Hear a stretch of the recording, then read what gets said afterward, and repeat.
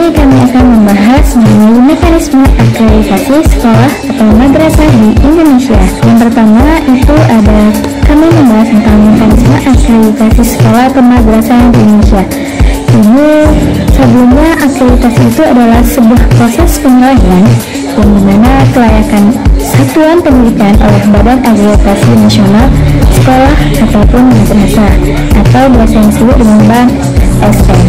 Ini akreditasi ini untuk menjamin mutu pendidikan di Indonesia. Ini juga menjadi suatu bahan evaluasi yang menghasilkan pengakuan dan peningkatan kelayakan. Selanjutnya itu ada 8 standar nasional pendidikan. Yang pertama itu ada standar kompetensi lulusan. Di sini nanti diukur pencapaian hasil belajar siswa selama di kelas maupun lebar. Habis itu ada yang kedua, ini ada standar isi dan proses. Nah, di sini nanti menilai kurikulum dan metode pembelajaran apa yang digunakan.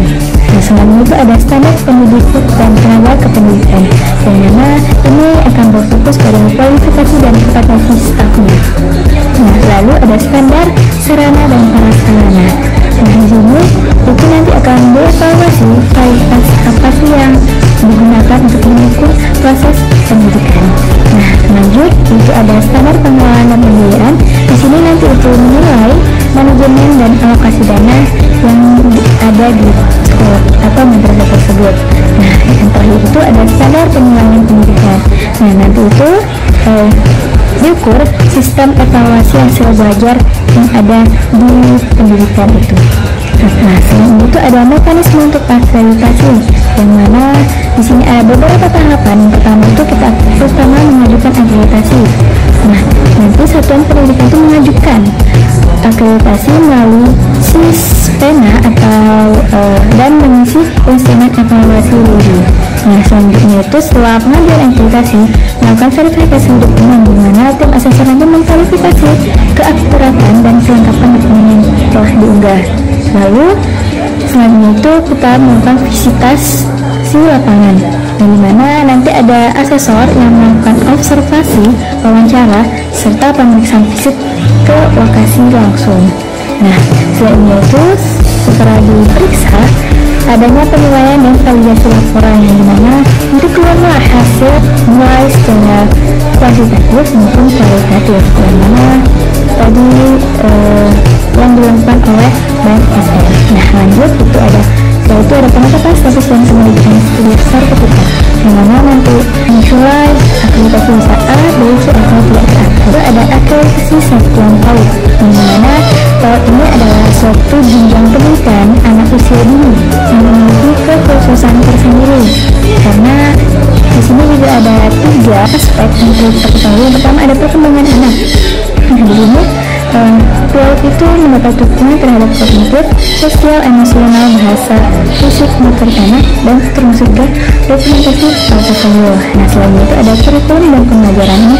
Di situ yang dilihat itu kurikulumnya apakah sudah sesuai, lalu pembelajarannya itu harus yang bermakna.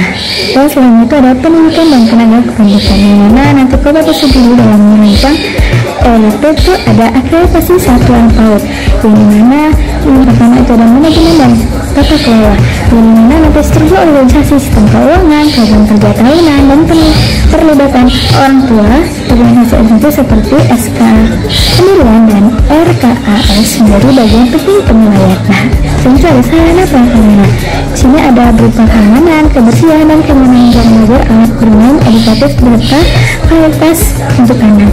Nah, yang terakhir itu ada hubungan dengan lingkungan. Di sini kan PAUD, menjadi terlibatan anak dengan komunitas, dari orang tua, serta lembaga lain seperti puskesmas atau dinas sosial. Selanjutnya itu ada akreditasi pendidikan dasar, di mana itu pertama ada mutu lulusan. Nanti ini dianalisis hasil belajar, akademik dan non akademik. Lalu ada proses pembelajarannya itu dinilai rancang, pelaksanaan, dan evaluasi pembelajarannya. Lalu ada mutu guru dan manajemen, yang mana itu berupa kualitas guru, profesionalisme, manajemen pembelajaran, dan efektivitas sekolah. Itu ada juga yang terakhir sarana dan prasarana. Nah, selain itu yang terakhir ada akreditasi pendidikan menengah SMA. Nah, di sini ada 3 tahapan yang dimana ada mutu lulusan, proses pembelajaran, dan pengembangan karakter dan ekstrakurikuler.